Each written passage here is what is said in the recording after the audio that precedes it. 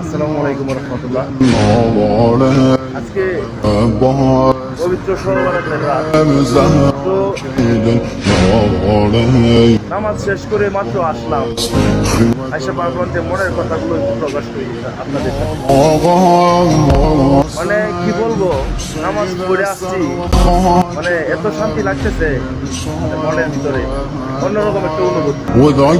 যারা নামাজ পড়ছেন অবশ্যই তারা কিন্তু বুঝবেন যে এটা যে একটা শান্তি, আল্লাহ তাআলা যে কি একটা রহমত নাজিল করে দিয়েছে নামাজের মধ্যে, এত শান্তি বলার বাইরে। তো আমি সবাইকে একটা কথা বলবো, সবাই নামাজ পড়ার চেষ্টা করবো। জীবনে তো অনেক কিছুই ঘটে যায় আমাদের, ওইসব নিয়ে চিন্তা করে সবারই কিন্তু একদিন মরতে হবে।